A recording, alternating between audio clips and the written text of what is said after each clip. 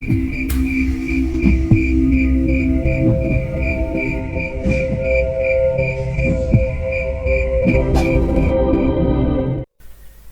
di mana tempat Denny dilahirkan dan dibesarkan adalah desa yang sederhana namun penuh dengan kepercayaan-kepercayaan mistis yang sudah mengakar sejak zaman nenek moyang.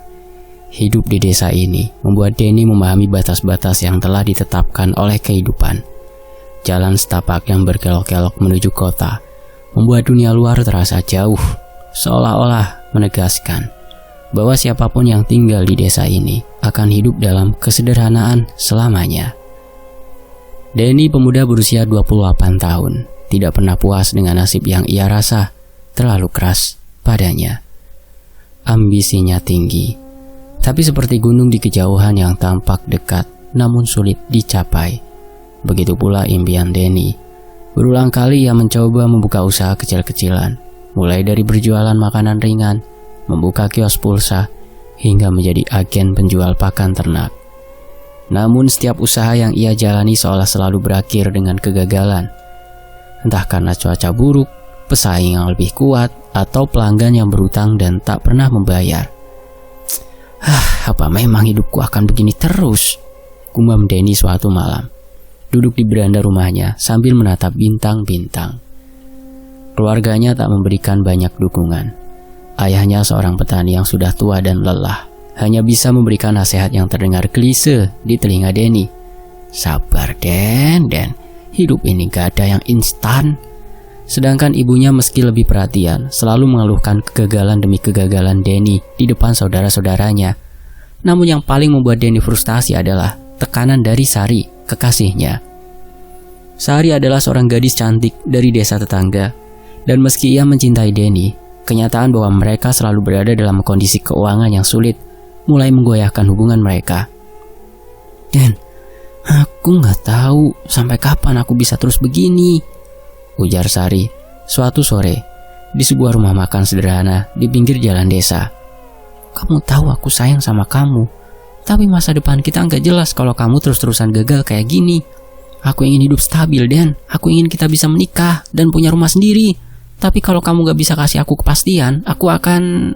Kalimat itu menggantung di udara, terasa lebih berat daripada batu yang menghantam dada Denny. Aku gak tahu harus gimana lagi, Sar, jawab Denny. Matanya kosong menatap kopi yang sudah dingin. Aku sudah banyak coba hal, tapi selalu gagal. Sepertinya takdir tidak berpihak sama aku. Tekanan ini semakin membuat Denny putus asa. Setiap kali ia pulang ke rumah, perasaan hampa itu kian menggigit. Seolah-olah hidupnya tidak berarti apa-apa. Dia merindukan kesuksesan yang bisa membuktikan kepada semua orang bahwa ia mampu, bahwa ia layak mendapatkan kehidupan yang lebih baik. Tapi bagaimana caranya? Setiap kali ia mencoba, dunia seakan bersekongkol untuk menggagalkannya. Suatu malam, ketika Denny duduk termenung di warung kopi desa bersama teman-temannya, ia mendengar sebuah percakapan yang menarik perhatiannya. Beberapa pria tua di sudut ruangan sedang berbincang tentang sendang keramat yang terletak di pinggir desa yang jauh ada di sana. Mereka berbicara dengan suara pelan, seolah takut kalau rahasia yang mereka bagi akan tersebar luas. Denny memusatkan pendengarannya. Ada cerita ujar salah satu pria, tentang orang yang sukses besar setelah melakukan ritual di sendang itu. Katanya penunggu sendang bisa memberi kekayaan dan keberuntungan dalam usaha apapun. Yo, tapi tentu saja ada perjanjiannya. Loh, perjanjiannya apa? Tanya pria lain dengan rasa penasaran yang tampak jelas di wajahnya.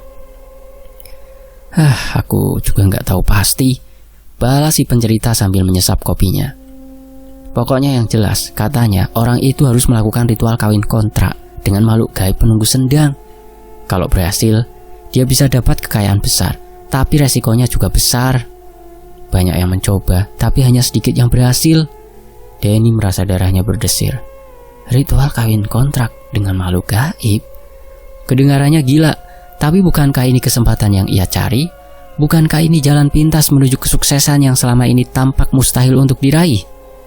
Desas-desus tentang sendang keramat itu bukanlah hal baru bagi penduduk desa, tapi Denny selalu menganggapnya sebagai omong kosong sampai malam itu.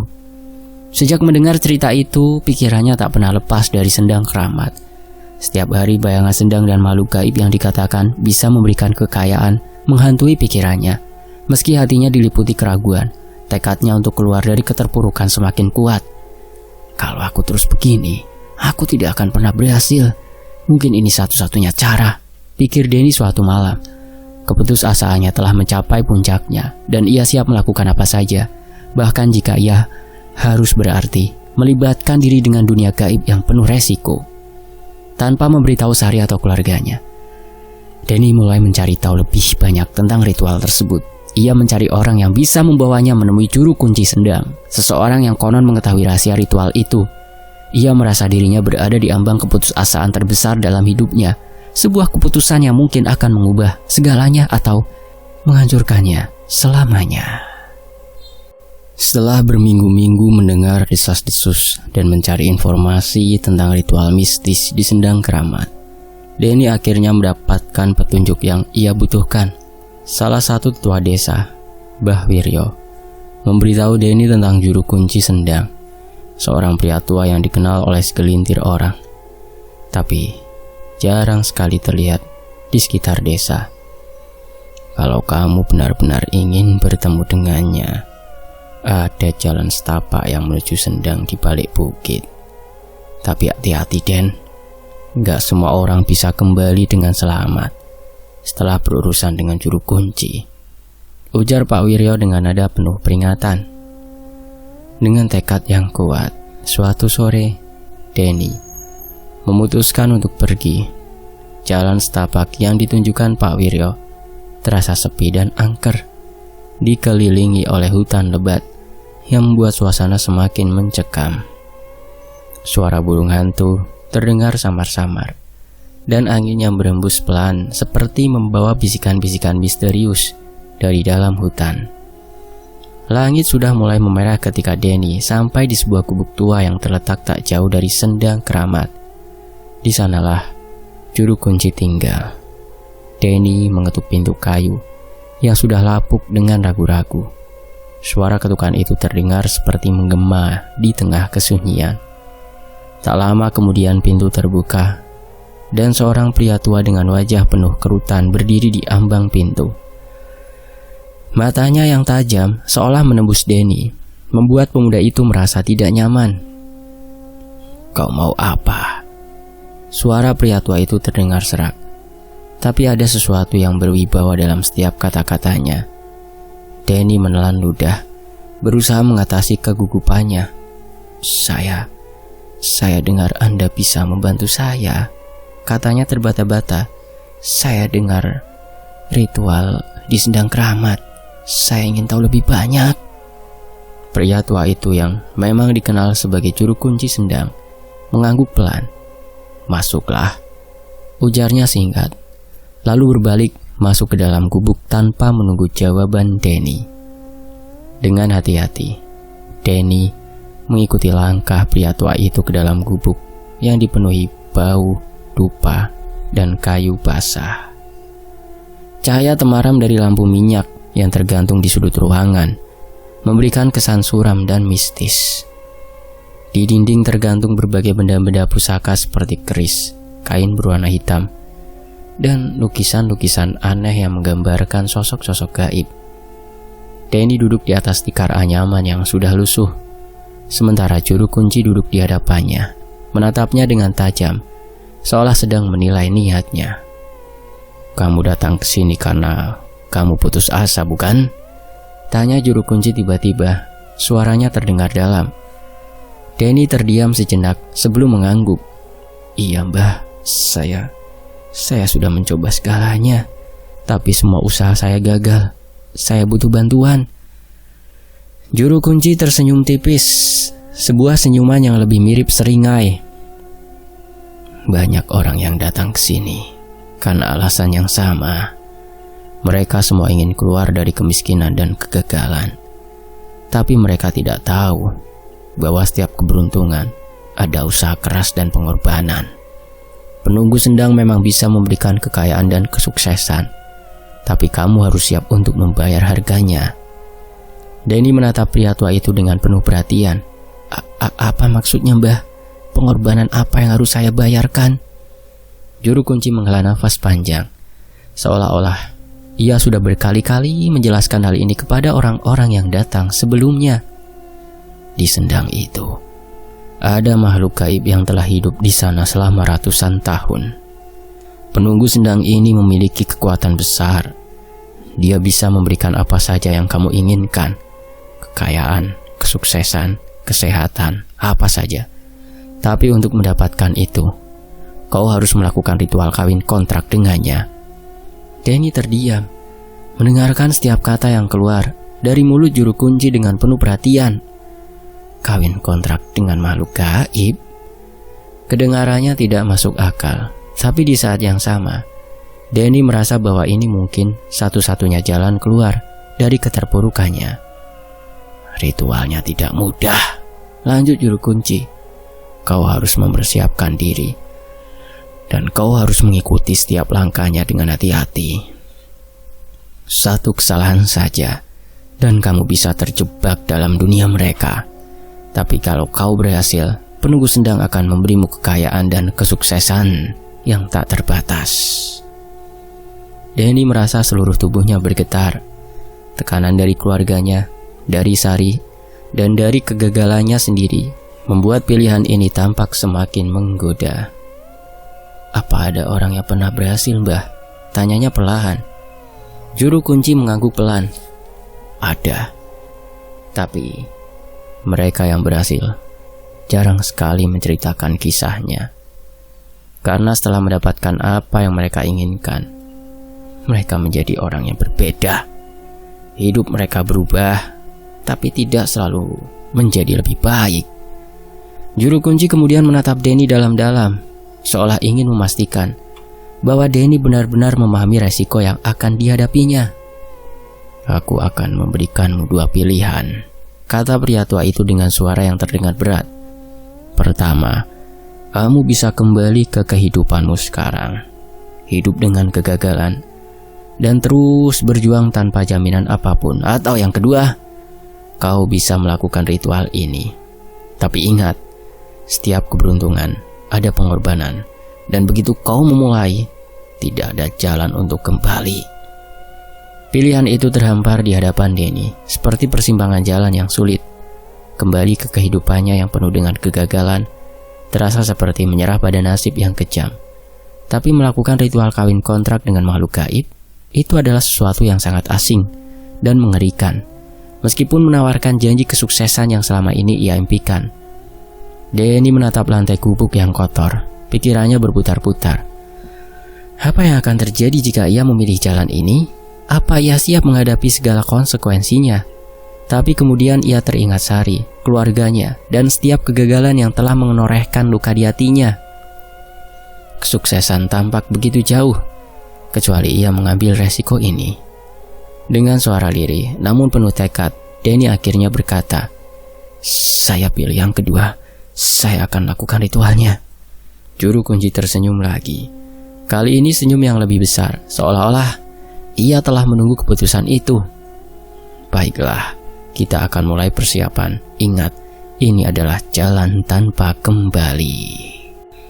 Malam telah tiba, dan Denny berdiri di tepi sendang keramat, ditemani oleh juru kunci yang mengawasinya dengan tatapan penuh misteri. Udara malam terasa berat, dipenuhi oleh bau tanah basah dan aroma dupa yang dibakar di sekeliling sendang. Kabut tipis melayang di atas permukaan air, menciptakan suasana yang semakin mencekam. Suara jangkrik dan hewan malam lainnya terdengar samar-samar, seperti alunan simfoni alam yang menyelimuti ritual ini dalam keheningan yang menakutkan.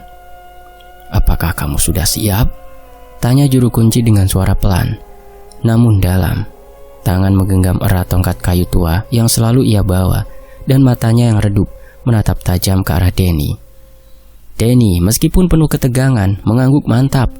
Tidak ada jalan kembali, semua persiapan telah dilakukan, dan ini adalah satu-satunya kesempatan baginya untuk mengubah hidupnya. Meski dadanya berdegup kencang, ia sudah bertekad bulat. Ia ingin lepas dari kegagalan yang terus menghantuinya. Dan malam ini adalah awal dari takdir yang baru, atau mungkin akhir dari segalanya. Juru kunci mulai menggumamkan mantra-mantra kuno dengan suara rendah. Namun getarannya terasa mengisi udara di sekeliling mereka. Suara mantra itu perlahan menggema di antara pepohonan, membuat suasana menjadi semakin mistis. Danny merasakan bulu kuduknya berdiri, seolah-olah ada sesuatu yang tak kasat mata mulai bergerak mendekat, meresap dari dimensi lain.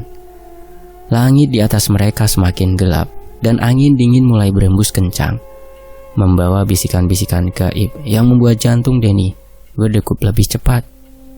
Sinar bulan yang tadinya menerangi sendang pelan-pelan tertutup oleh awan hitam pekat, membuat tempat itu semakin kelam dan hanya diterangi oleh cahaya lilin yang dipasang mengelilingi sendang.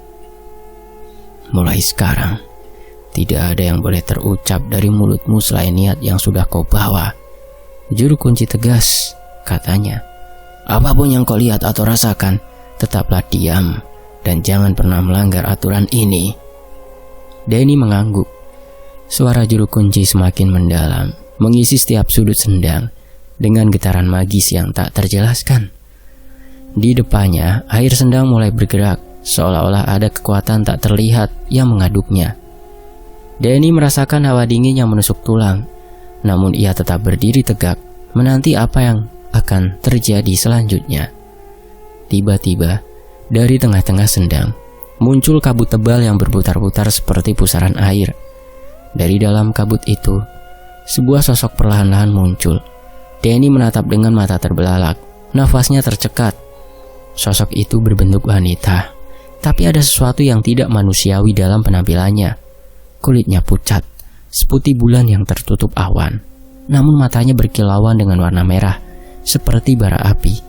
Gaun putih panjang yang dikenakannya melayang-layang di udara, seolah-olah tidak tersentuh oleh gravitasi.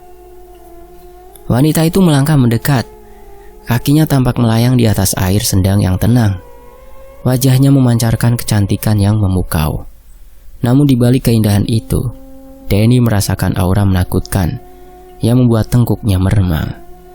Setiap langkah yang diambil wanita tersebut seakan-akan mematahkan batas antara dunia nyata dan alam gaib. Juru kunci menghentikan mantranya dan memberi isyarat kepada Danny untuk maju. Inilah penunggu sendang, bisik juru kunci. Dia telah menerima panggilanmu. Danny melangkah maju dengan kaki yang gemetar. Mata wanita gaib itu menatapnya dengan tajam, seperti menembus hingga ke dasar jiwanya. Sesaat, Danny merasa seperti terhisap ke dalam mata merah itu, tidak mampu berpaling atau bergerak. Suara lembut namun dingin tiba-tiba terdengar dari bibir wanita itu. Suaranya seolah berasal dari dalam sendang itu sendiri, dalam dan menggema. Apa yang kau cari manusia? Tanya makhluk gaib itu. Kekayaan, kekuasaan atau hal lain yang kau inginkan dari dunia ini? Danny merasakan tenggorokannya kering. Dengan susah payah ia menjawab, aku ingin kekayaan, kesuksesan. Aku ingin hidup yang lebih baik. Wanita itu tersenyum, tapi senyumnya itu jauh dari ramah. Lebih seperti seringai seorang pemburu yang baru saja menangkap mangsanya. Kamu bisa mendapatkan semua itu, katanya. Suaranya berbisik seperti angin malam. Tapi ada syarat dan pantangan yang harus kau patuhi. Danny hanya bisa mengangguk, tidak berani berkata apa-apa lagi. Juru kunci memperingatkannya tentang pentingnya mematuhi setiap syarat yang diberikan oleh penunggu sendang. Untuk mendapatkan apa yang kau inginkan, lanjut wanita gaib itu, kau harus setia padaku selama 10 tahun. Dalam waktu itu kau tidak boleh melanggar sumpah kita, tidak boleh menoleh ke wanita lain, dan setiap malam bulan purnama kau harus datang ke sendang ini dan mempersembahkan bunga mawar merah ke airnya. Jika kau melanggar pantangan ini, maka semua yang telah kau peroleh akan hilang, dan hidupmu akan menjadi lebih buruk dari sebelumnya. Danny mendengarkan setiap kata dengan hati-hati. Apa itu saja? Tanyanya lirih. Wanita itu menggeleng pelan. Tidak, ada satu lagi. Jika dalam 10 tahun kau ingin mengakhiri perjanjian ini, kau harus menyerahkan sesuatu yang paling berharga dalam hidupmu, nyawa seseorang yang kau cintai. Denny merasakan tubuhnya semakin dingin. Perjanjian ini jauh lebih gelap dari yang pernah ia bayangkan. Tapi di sisi lain, janji kesuksesan yang dijanjikan oleh makhluk ini terlalu menggoda untuk dilepaskan. Wanita gaib itu mengulurkan tangan. Telapak tangannya terbuka ke arah Denny. Sekarang, jika kau siap, pegang tanganku dan perjanjian kita mulai. Denny menatap tangan itu yang kini tampak lebih nyata, meskipun masih berpendar dengan cahaya aneh. Jantungnya berdebar semakin cepat. Ia menutup matanya sejenak, membayangkan masa depan yang lebih cerah. Kesuksesan yang selama ini hanya menjadi impian. Akhirnya ia mengulurkan tangannya dan menyentuh tangan wanita itu. Begitu tangannya menyentuh tangan makhluk gaib itu, Denny merasakan sensasi dingin yang menembus hingga ke tulangnya. Angin tiba-tiba bertiup lebih kencang, memutar kabut di sekitar mereka seperti pusaran angin yang ganas. Suara-suara aneh mulai terdengar dari sekelilingnya. Bisikan-bisikan yang tak bisa dipahami, tawa menyeramkan, dan jeritan-jeritan halus yang bergema dari dalam kabut. Denny menggigil, tapi ia tidak bisa menarik tangannya. Wanita itu kini tersenyum lebih lebar, dan tatapan matanya semakin dalam. "Selamat datang, Denny," bisiknya. "Kini kau adalah milikku." Pagi itu, Denny bangun dengan perasaan aneh. Badannya terasa ringan, seperti beban yang selama ini menghimpitnya telah hilang begitu saja. Ia melangkah keluar dari rumah dan melihat ke sekeliling desa yang sudah begitu akrab baginya. Namun, hari itu dunia seakan terlihat berbeda. Hawa kemenangan terasa mengalir di udara. Dan entah mengapa, Denny merasakan keyakinan yang belum pernah ia rasakan sebelumnya. Hari-hari berikutnya, sesuatu yang luar biasa terjadi. Usaha kecil-kecilan yang selama ini ia bangun dengan susah payah dan yang selalu gagal, kini mulai berkembang pesat. Kiosnya yang menjual hasil kerajinan tangan tiba-tiba ramai dikunjungi orang. Pesanan datang bertubi-tubi, dan bahkan beberapa pelanggan dari luar desa mulai tertarik dengan produknya. Tak hanya itu, usahanya merambah ke bisnis lain yang sebelumnya ia ragu untuk coba, seperti jual beli hasil pertanian dan kerjasama dengan pedagang besar di kota. Semua berjalan mulus, seakan-akan ada tangan tak terlihat yang membimbing setiap langkahnya menuju kesuksesan. "Denny, kau hebat sekali sekarang," kata salah satu tetangganya di warung kopi suatu sore. "Dulu kau hampir putus asa, dan sekarang lihat dirimu. Semua yang kau sentuh berubah jadi emas." Denny hanya tersenyum tipis. Ia menikmati pujian dan penghormatan yang ia terima dari orang-orang di desa. Mereka yang dulunya meremehkan dan menganggapnya pecundang, kini mendekat dan menyanjungnya sebagai contoh sukses. Sari, kekasihnya, yang tadinya sering mengeluh tentang nasib mereka yang serba kekurangan, kini juga mulai tampak lebih bahagia. Mereka bisa membeli barang-barang mewah yang sebelumnya hanya ada dalam mimpi mereka, perhiasan, pakaian mahal, bahkan motor baru untuk membantu memperlancar usahanya. Namun, di balik semua itu, ada sesuatu yang tak bisa Denny abaikan. Di malam-malam yang sunyi, saat ia seharusnya terlelap dalam tidur yang nyenyak, mimpi-mimpi aneh mulai menghantuinya. Dalam mimpi-mimpi itu, Denny kembali berada di sendang. Airnya hitam dan pekat, dengan kabut tebal yang melayang-layang di atasnya. Di setiap mimpi, ia melihat sosok wanita gaib itu, penunggu sendang yang pernah membuat perjanjian dengannya. Tatapan matanya selalu sama, terang, tajam, dan penuh tuntutan. Wanita itu tidak pernah berbicara, tapi kehadirannya sudah cukup untuk membuat Denny merasa terancam. Dia hanya berdiri di sana, memandangi Denny dengan tatapan yang dingin, seolah mengingatkan bahwa perjanjian mereka belum usai. Mimpi itu selalu sama, bisik Denny suatu malam saat ia terbangun dengan keringat dingin membasahi tubuhnya. Dia duduk di tepi tempat tidur, mencoba mengatur nafasnya yang memburu. Apa maksud semua ini? Di hari-hari berikutnya, Denny mulai merasakan sesuatu yang ganjil. Setiap kali ia berada di tempat usaha atau bertemu orang-orang, ketika ia tersenyum menerima uang dari pelanggan atau menandatangani kontrak bisnis baru, ia selalu merasa seolah-olah ada sepasang mata yang mengawasinya. Bayangan wanita gaib itu tak pernah jauh dari pikirannya, mengintai dari sudut kesadarannya. "Aku sudah memberikan apa yang kau minta." Suara lembut namun menakutkan dari wanita itu berbisik dalam mimpi terakhirnya. "Tapi jangan pernah lupa perjanjian kita. Kau adalah milikku, kau suamiku." Denny mulai merasa tercekik oleh kata-kata itu. Meskipun kesuksesannya semakin bertambah, ada sesuatu yang selalu menghantuinya, membuatnya tak bisa benar-benar menikmati kejayaannya. Ia tahu dalam lubuk hatinya bahwa pengorbanan yang harus ia bayar untuk semua ini jauh lebih tinggi dari yang ia bayangkan.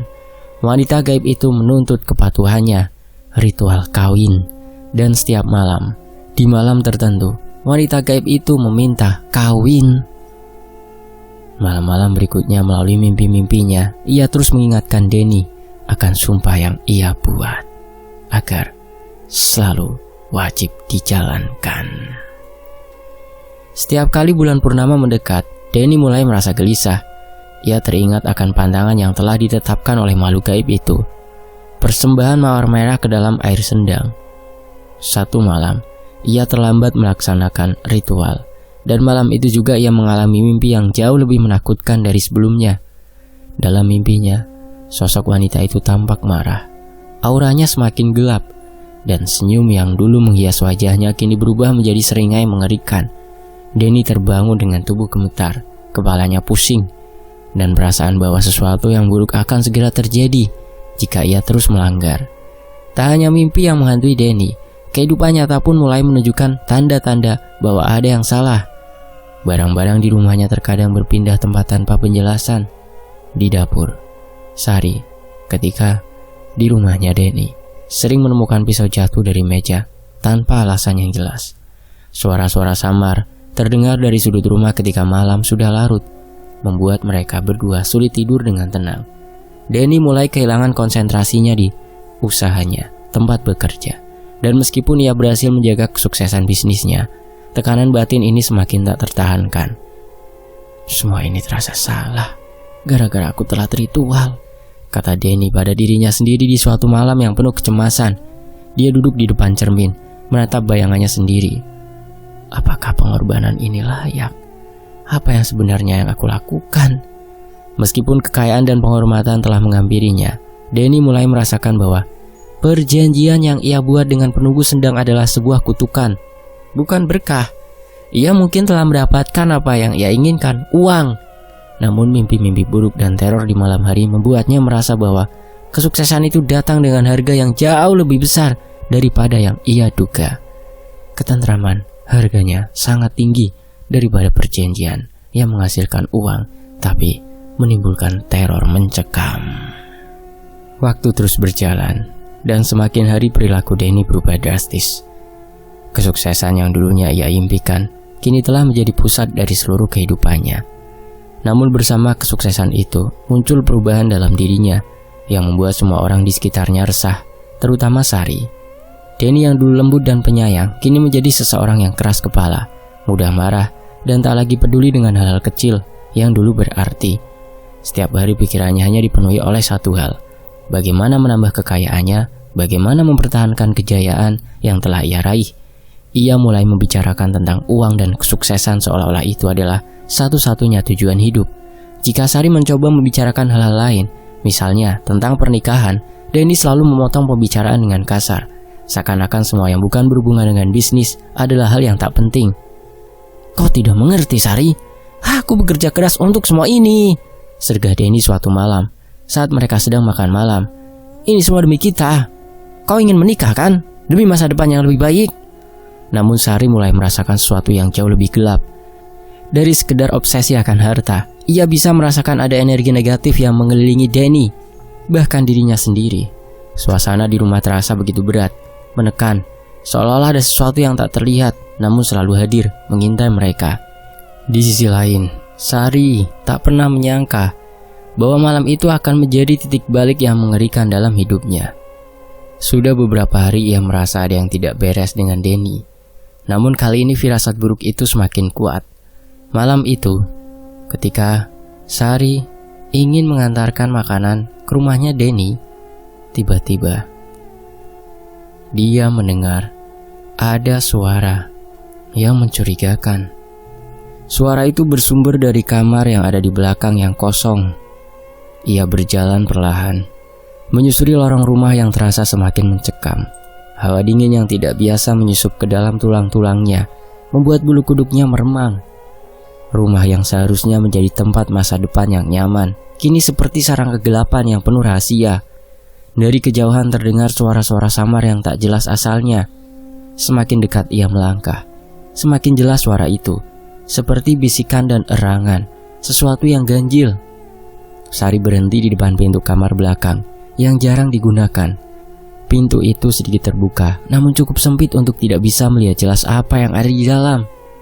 Dalam keadaan bingung dan penasaran, ia mendekatkan wajahnya ke lubang kunci, berharap bisa mendapatkan petunjuk tentang apa yang sedang terjadi. Jantungnya berdegup kencang, tangannya bergetar, tapi ia tahu ada sesuatu yang harus ia ketahui. Apa yang dilihatnya dari lubang kecil itu membuat darahnya membeku. Di balik pintu itu, Sari melihat Denny, orang yang selama ini ia cintai, sedang berhubungan badan dengan seorang wanita yang tidak biasa. Wanita itu tampak menakjubkan, namun sekaligus mengerikan. Rambut hitam panjangnya menjuntai ke lantai. Tubuhnya bersinar samar di bawah cahaya remang kamar. Tapi ada sesuatu yang aneh dengan kehadirannya. Kulit wanita itu begitu pucat, nyaris transparan, seolah-olah ia tidak sepenuhnya manusia. Wajah wanita itu, meskipun cantik secara menyeramkan, memancarkan sesuatu yang tidak bisa dijelaskan. Sebuah aura menakutkan dan dingin yang membuat jantung Sari terasa berhenti berdetak. Matanya hitam pekat, dan ketika ia menoleh sedikit, Sari melihat mata itu bersinar dengan cahaya merah gelap, seolah-olah berasal dari dunia lain. Wanita itu bukanlah manusia, ia makhluk gaib, penunggu sendang yang telah mengikat perjanjian dengan Denny. Sari mundur sejenak, menutup mulutnya agar tak mengeluarkan suara, mencoba menahan nafas agar tak ketahuan. Namun rasa syok dan ngeri yang membanjiri dirinya membuat lututnya hampir lemas. Air matanya menggenang di pelupuk mata, tak percaya dengan apa yang ia lihat. Perasaan pengkhianatan menyayat hatinya, tapi yang lebih menakutkan adalah kenyataan bahwa Denny tidak sedang bersama seorang wanita biasa. Denny telah menyerahkan dirinya pada kekuatan gelap, dan makhluk itu sekarang benar-benar ada di sini.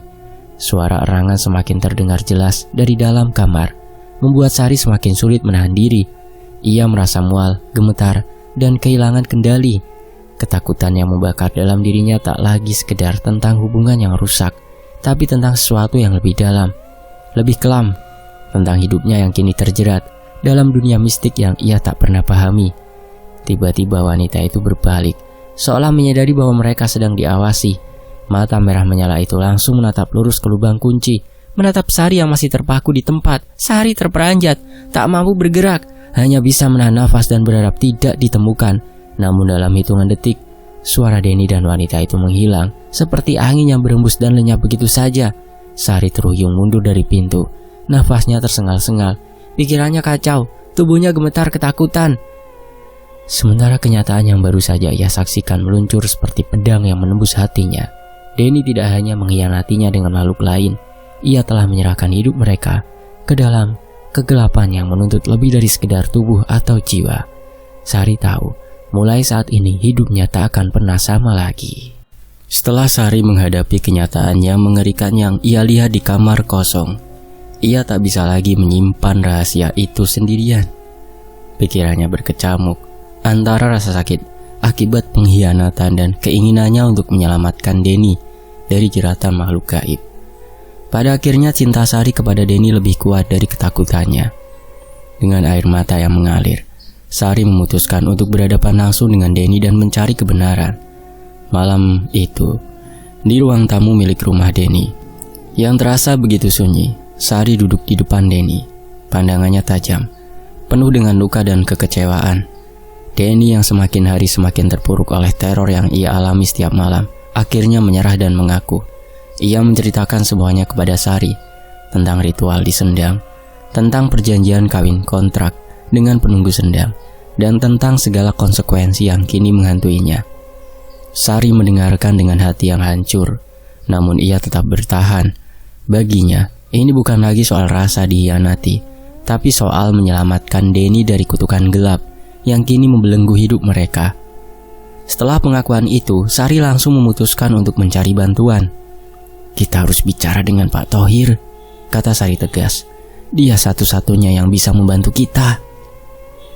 Pak Thohir adalah paman Sari, seorang dukun yang dikenal memahami ilmu gaib dan pernah membantu orang-orang di desa mereka untuk menghadapi masalah mistis. Meski Denny ragu dan takut menghadapi konsekuensi lebih besar, Sari meyakinkannya bahwa ini adalah satu-satunya cara untuk membebaskan mereka dari jeratan makhluk gaib. Keesokan harinya, Sari dan Denny pergi menemui Pak Thohir. Mereka menemukannya di rumahnya yang sederhana di tepi desa. Pak Thohir adalah pria tua dengan mata tajam dan raut wajah penuh pengalaman. Setelah mendengarkan cerita Denny dengan seksama, Pak Thohir mengangguk pelan. "Kamu telah membuat perjanjian yang sangat berbahaya," ujar Pak Thohir dengan nada serius.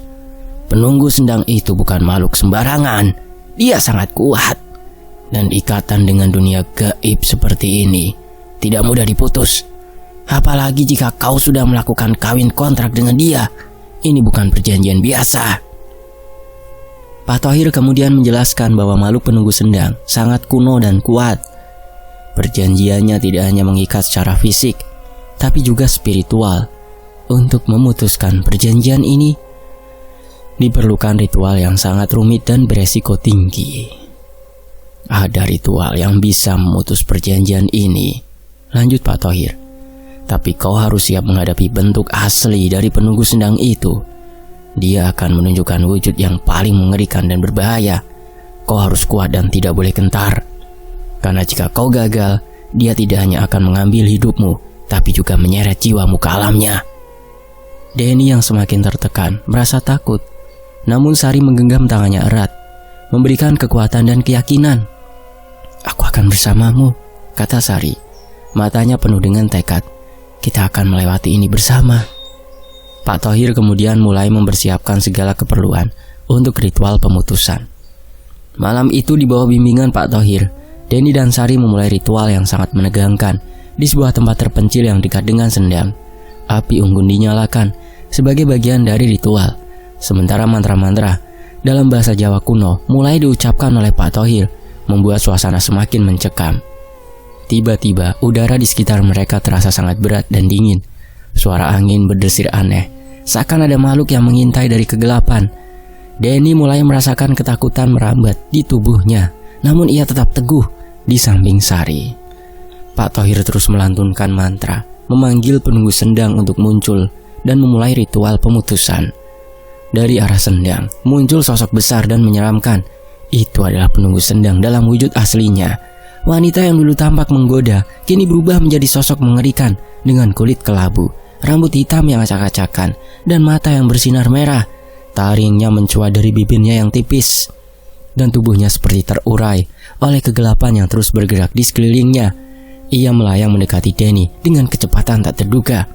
"Apa yang kau lakukan, manusia? Kau datang kemari untuk apa?"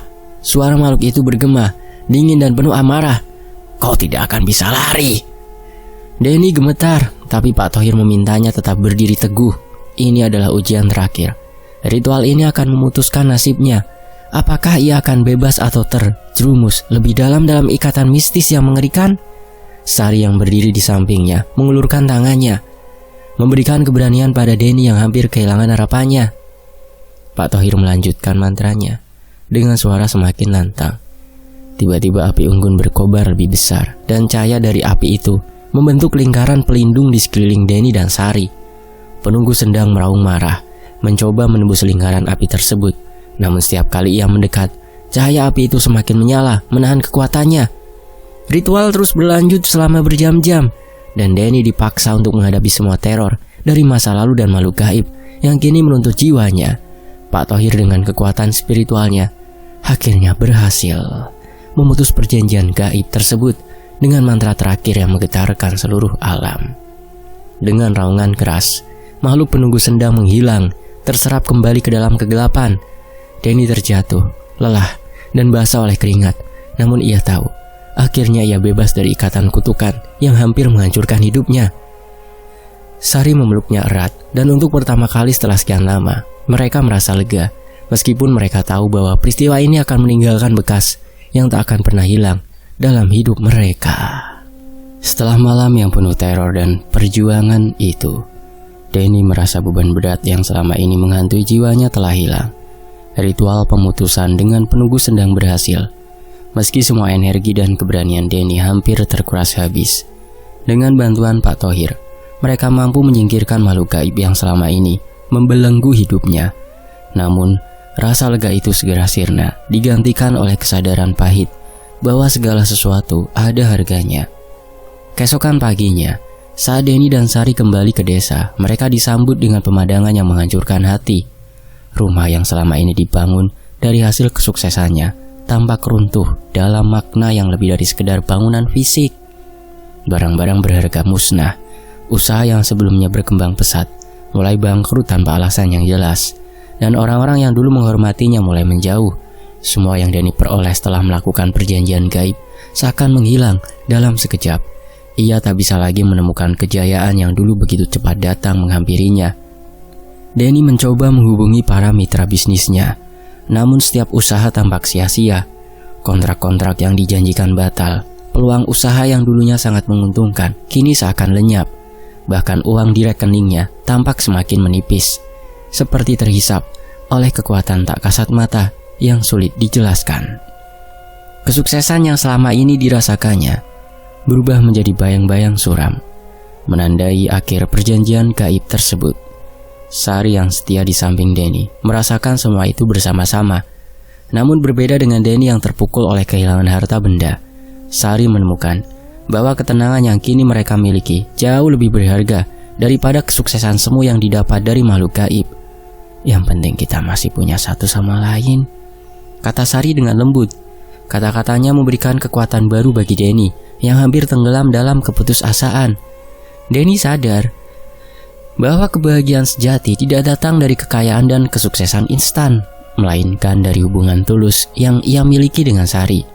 Meski ia kehilangan semua yang pernah ia raih, Danny masih memiliki cinta dan dukungan dari orang yang paling ia cintai. Dalam kesederhanaan hidupnya yang baru, Danny dan Sari memutuskan untuk menikah. Tidak ada pesta mewah, tidak ada perhiasan atau harta benda yang mengkilap. Mereka menikah dalam kesederhanaan, hanya dihadiri oleh keluarga dekat dan teman-teman terdekat. Saat berdiri di beranda sederhana di sebuah masjid kecil di desa mereka, Danny menyadari bahwa meskipun ia kehilangan segalanya secara materi, ia telah mendapatkan kembali sesuatu yang jauh lebih berharga. Kebebasan dari teror gaib dan cinta tulus dari Sari yang tidak pernah mengharapkan apapun selain kebersamaan. Setelah pernikahan, Danny dan Sari memulai hidup baru dengan apa adanya. Mereka tinggal di rumah kecil di pinggiran desa, jauh dari kemewahan dan hiruk pikuk yang dulu mengelilingi Danny. Usaha mereka berjalan sederhana, cukup untuk memenuhi kebutuhan sehari-hari, namun tidak pernah lebih dari itu. Meski demikian, ada ketenangan dalam hati mereka, tanpa godaan kekuatan gaib, tanpa teror di malam hari. Namun sisa-sisa trauma tetap menghantui Danny dari waktu ke waktu. Kadang-kadang saat malam tiba dan angin berdesir di sekitar rumahnya, Danny masih merasa ada bayangan yang mengintip dari kejauhan, seakan mengingatkannya akan harga yang pernah ia bayar untuk kekayaan semu. Tapi Sari selalu ada di sisinya, mengingatkan Danny bahwa mereka telah melewati yang terburuk bersama, dan bahwa sekarang mereka hanya perlu fokus pada masa depan yang mereka jalani dengan kejujuran dan cinta. Danny akhirnya memahami bahwa hidup tidak bisa dibangun di atas perjanjian gaib yang penuh dengan tipu daya. Meskipun ia telah kehilangan segalanya, dalam hatinya ia merasa telah memperoleh kembali sesuatu yang lebih bermakna. Dan dengan Sari di sisinya, ia siap menjalani hidup dengan penuh kerendahan hati, tanpa lagi mengandalkan kekuatan-kekuatan yang tidak bisa ia kendalikan. Demikianlah sebuah kisah, semoga terhibur. Sampai jumpa di channel YouTube Fakta Sejarah. Mohon maaf kalau ada salah kata. Wassalamualaikum, saya pamit.